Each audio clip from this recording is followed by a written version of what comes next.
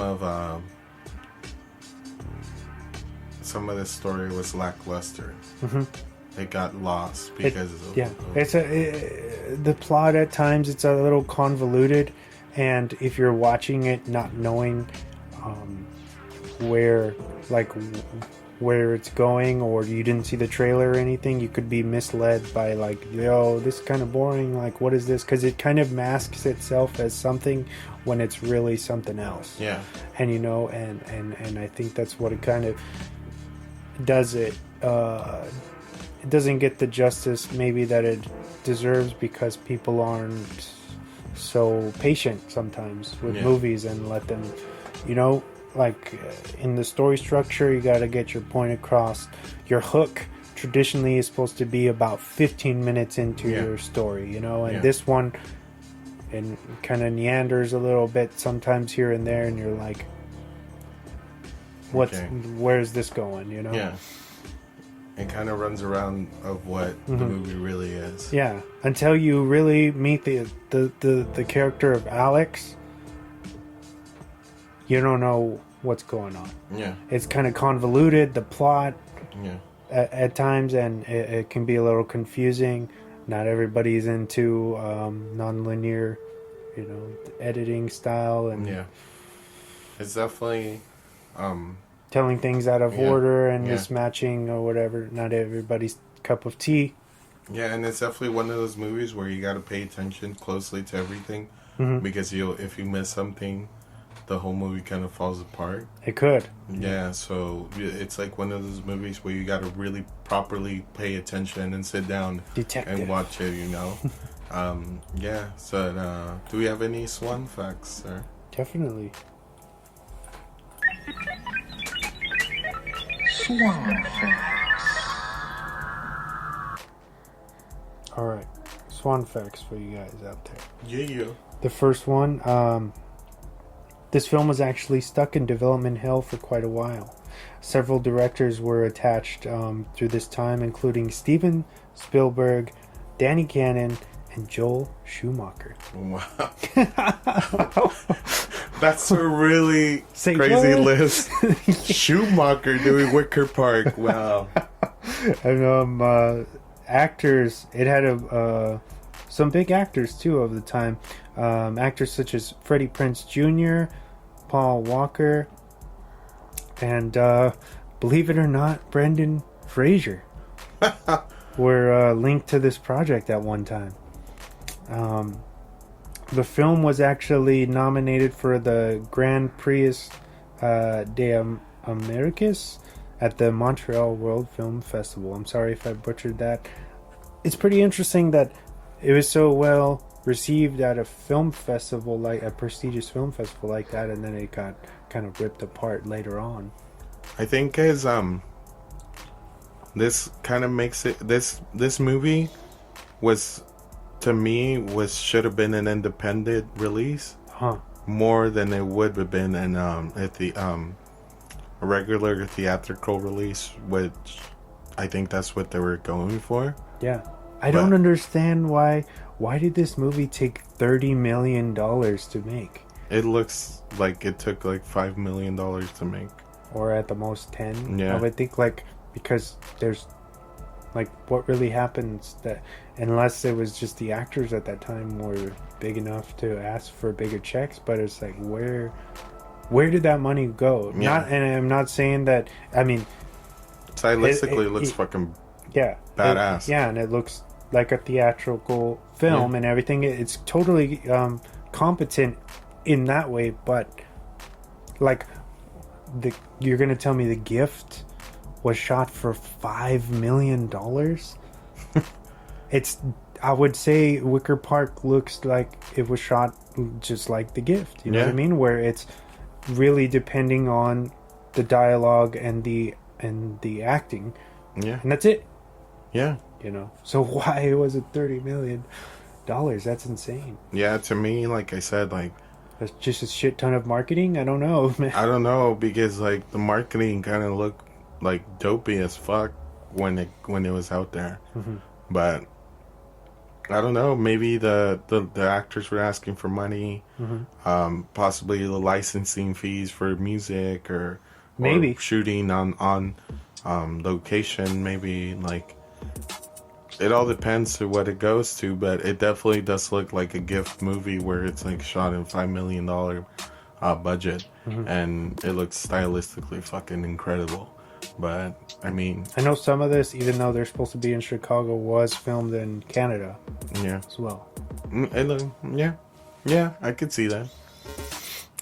Something that we haven't brought up, interestingly enough, this is actually a remake of a French film called, sorry if I butcher this, but it's L'Appartement.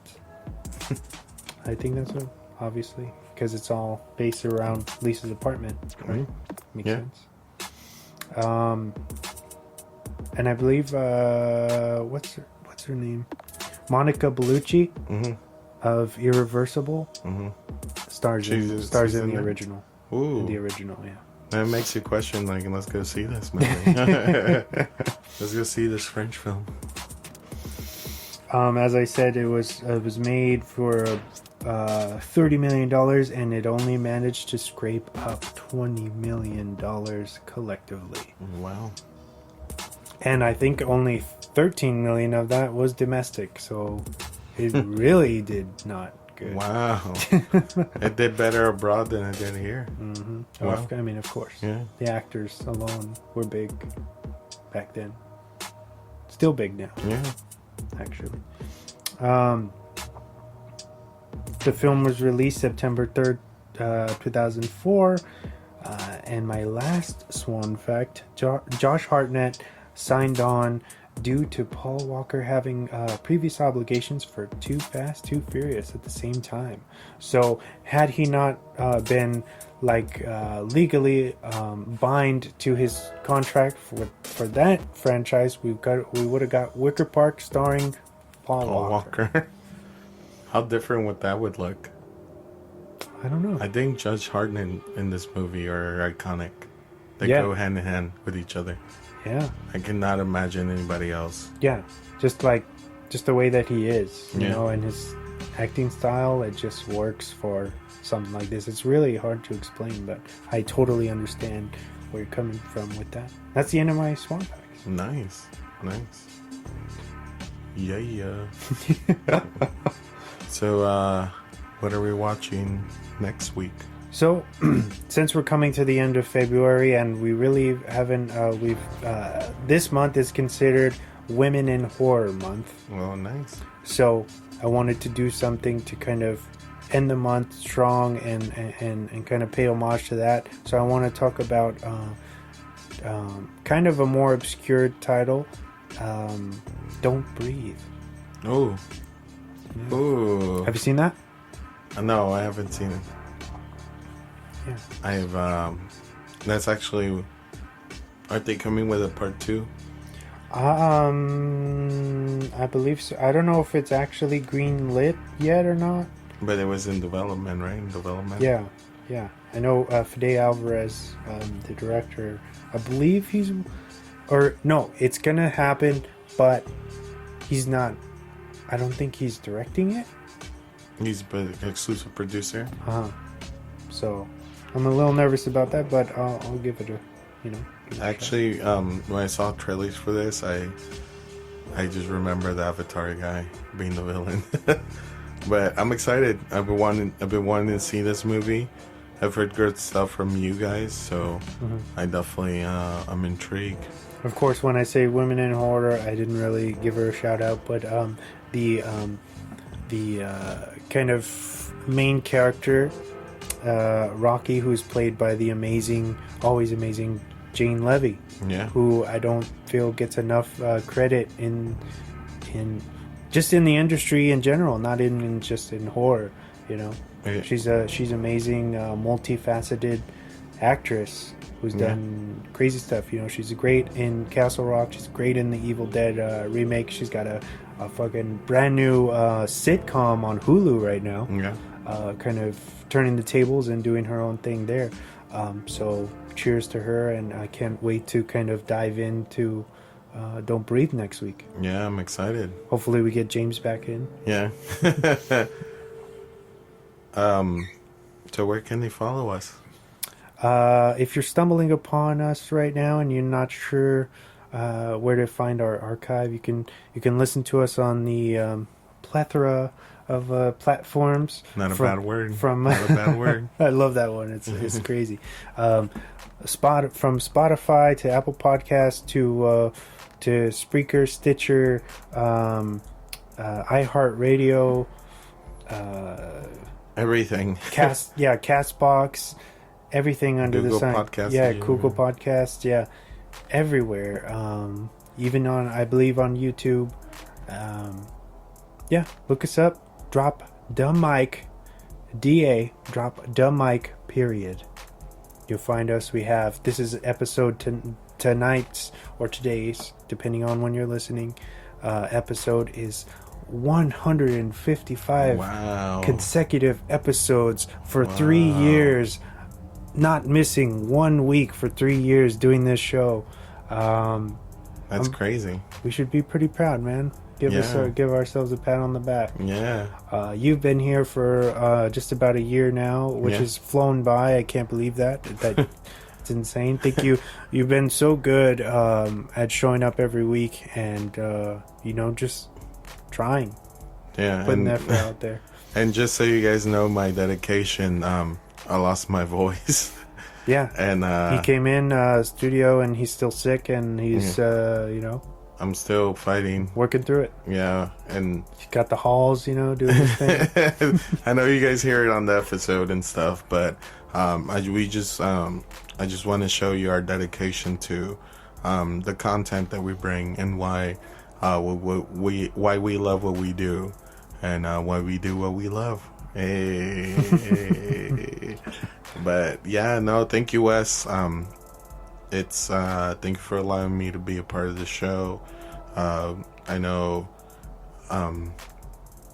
it's difficult to really for a podcaster to release for podcasts in general to release content every week.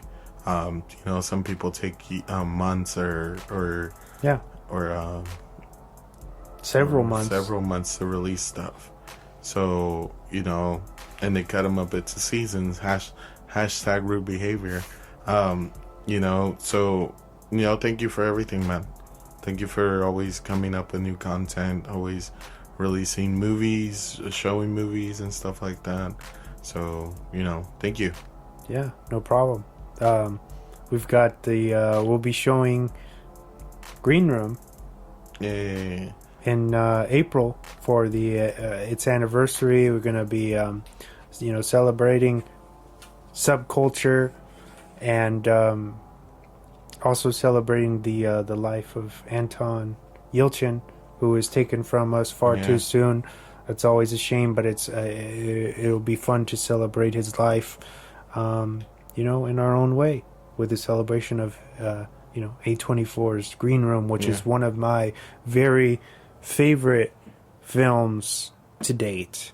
You can never go wrong with an A24 movie. No, this is among the best, and this is another one that's so underrated. It did not do well theatrically somehow, and probably because it has to do with some touchy subjects and subculture, and it's A24, which is obviously it's on the indie circuit, but that's why we're going to show it again, and hopefully all of you guys come out and pack the house for an immersive experience. Yes, it will be dope, and like always, the Drop the Mic guys will be there to greet you guys in the beginning of the film and then afterwards. Fresh merch.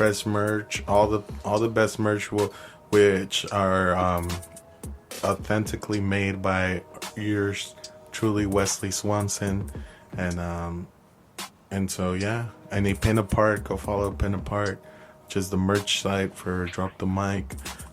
Anything that old merch that we have. I know we still have shirts from faculty. So, you know, go grab some of those shirts and stuff. They're really amazing. They're well made, and they're yeah, man, you can't talk about it. Can't talk about it even more because there's so much stuff. And go